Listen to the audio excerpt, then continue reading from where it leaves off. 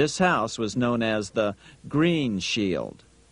The Rothschilds and the Schiffs would play a central role in the rest of European financial history and in that of the United States.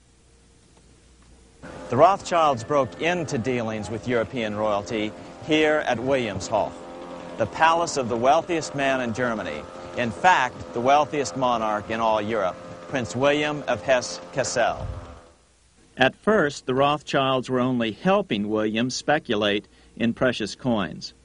But when Napoleon chased Prince William into exile, he sent 550,000 pounds, a gigantic sum at that time, to Nathan Rothschild in London with instructions for him to buy consols, British government bonds, also called government stock. But Rothschild used the money for his own purposes. With Napoleon on the loose, the opportunities of wartime investments were nearly limitless. William returned here sometime prior to the Battle of Waterloo in 1815. He summoned Rothschild and demanded his money back. The Rothschilds returned William's money with the interest the British consuls would have paid him had the investment actually been made. But the Rothschilds kept all the past profits they had made using William's money. Nathan Rothschild later bragged that in the 17 years he'd been in England, he'd increased his original 20,000 pound stake given to him by his father by 2,500 times. By cooperating within the family, the Rothschilds soon grew unbelievably wealthy. By the mid-1800s, they dominated all European banking and were certainly the wealthiest family in the world. They financed Cecil Rhodes, making it possible for him to establish a monopoly over the diamond and gold fields of South Africa. In America, they financed the Harrimans and railroads, the Vanderbilts and railroads and the press, and Carnegie in the steel industry, among many others. In fact, during World War I, J.P. Morgan was thought to be the richest man in America. But after his death, it was discovered that he was actually only a lieutenant of the Rothschilds. Once Morgan's will was made public, it was discovered that he owned only 19% of J.P. Morgan companies. By 1850, James Rothschild, the heir of the French branch of the family, was said to be worth 600 million French francs, 150 million more than all the other bankers in France put together. He built this mansion called Ferrier, just east of Paris. Wilhelm I, on seeing it, exclaimed, "Kings couldn't afford this. It could only belong to a Rothschild."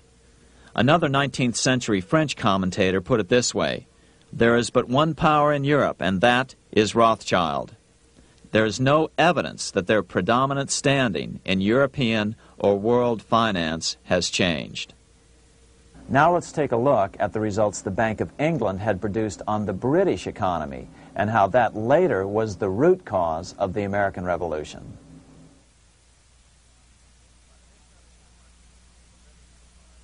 By the mid-1700s, the British Empire was nearing its height of power around the world. But Britain had fought 4 costly wars in Europe since the creation of their privately owned central bank, the Bank of England. The cost had been high. To finance these wars, the British Parliament here had borrowed heavily from the bank.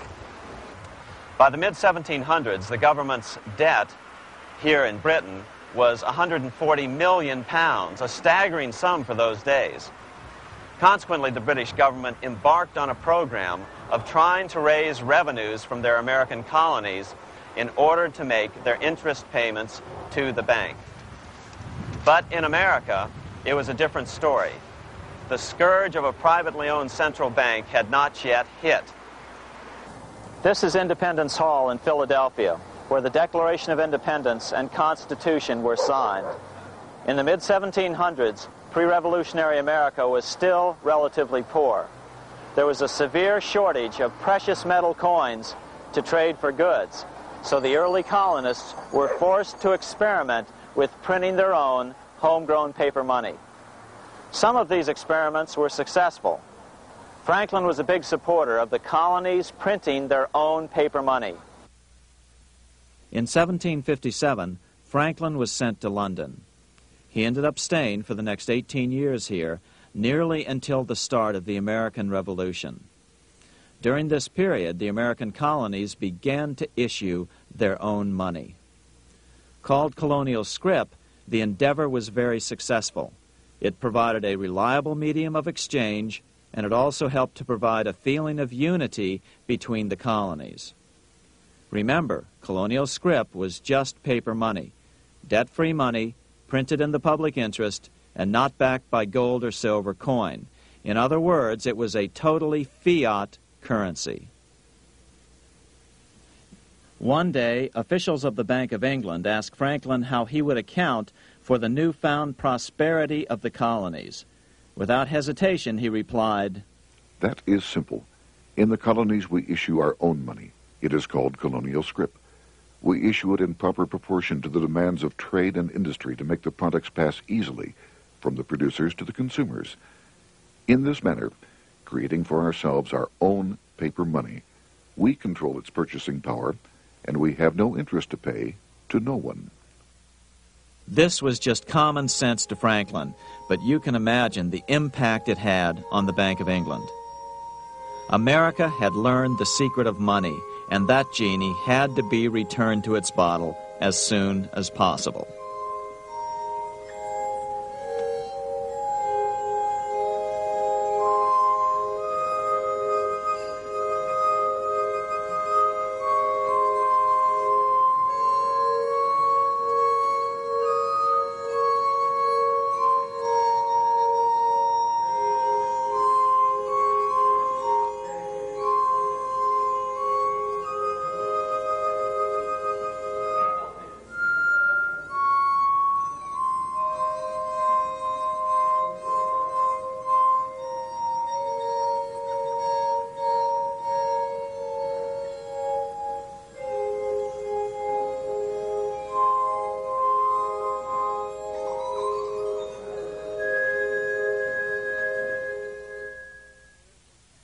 As a result, Parliament hurriedly passed the Currency Act of 1764.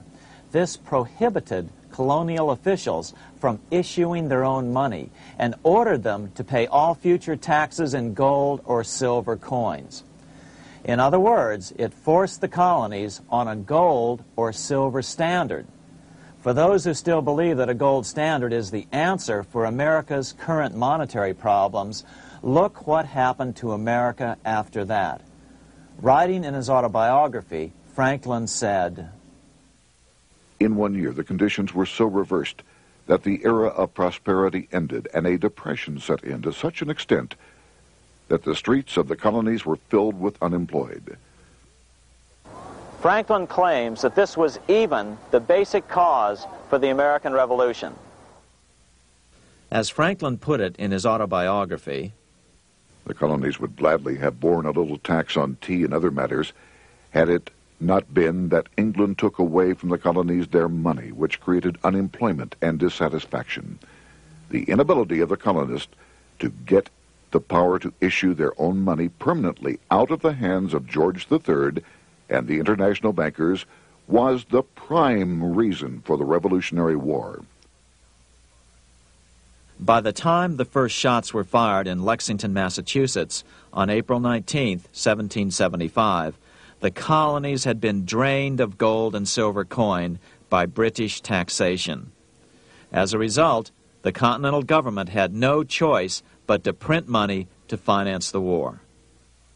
At the start of the Revolution, the U.S. money supply stood at $12 million.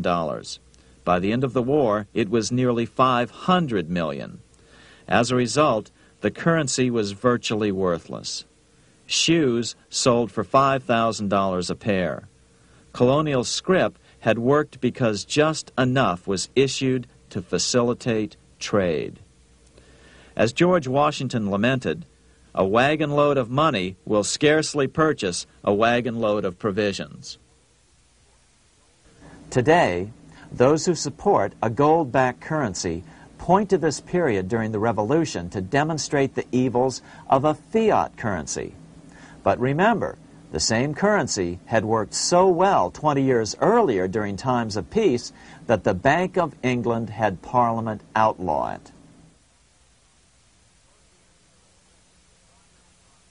Towards the end of the Revolution, the Continental Congress, meeting here at Independence Hall, grew desperate for money. In 1781, they allowed Robert Morris, their financial superintendent, to open a privately owned central bank. Incidentally, Morris was a wealthy man who had grown wealthier during the Revolution by trading in war materials. Called the Bank of North America, the new bank was closely modeled after the Bank of England. It was allowed to practice fractional reserve banking. That is, it could lend out money it didn't have, then charge interest on it. If you or I were to do that, we would be charged with fraud, a felony. The bank's charter called for private investors to put up $400,000 worth of initial capital. But when Morris was unable to raise the money, he brazenly used his political influence to have gold deposited in the bank, which had been loaned to America by France.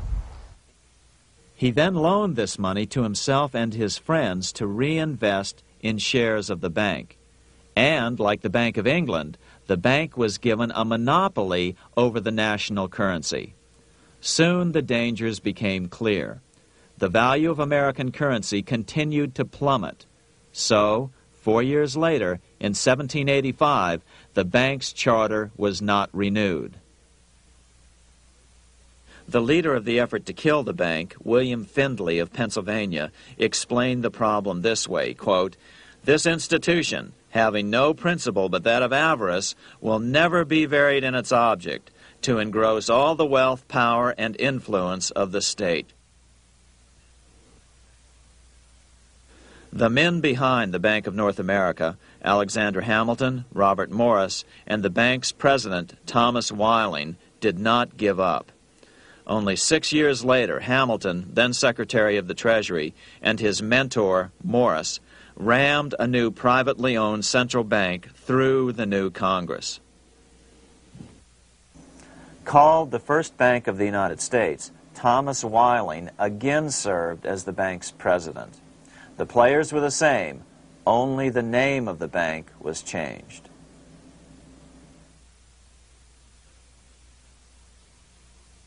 In 1787, colonial leaders assembled in Philadelphia to replace the ailing Articles of Confederation. As we saw earlier, both Thomas Jefferson and James Madison were unalterably opposed to a privately owned central bank. They had seen the problems caused by the Bank of England. They wanted nothing of it. As Jefferson later put it, "If the American people ever allow private banks to control the issue of their currency, first by inflation, then by deflation, the banks and the corporations which grow up around them will deprive the people of all property until their children wake up homeless on the continent their fathers conquered."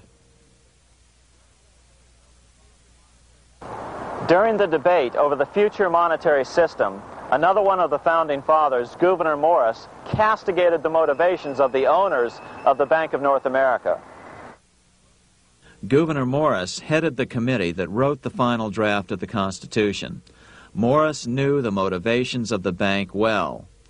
Along with his old boss, Robert Morris, Gouverneur Morris and Alexander Hamilton were the ones who had presented the original plan for the Bank of North America to the Continental Congress in the last year of the Revolution. In a letter he wrote to James Madison on July 2nd, 1787, Gouverneur Morris revealed what was really going on.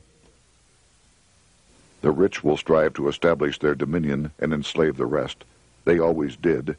They always will.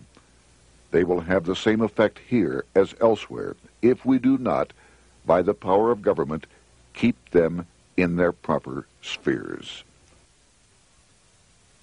Despite the defection of Gouverneur Morris from the ranks of the bank, Hamilton, Robert Morris, Thomas Whiling, and their European backers were not about to give up. They convinced the bulk of the delegates to the Constitutional Convention to not give Congress the power to issue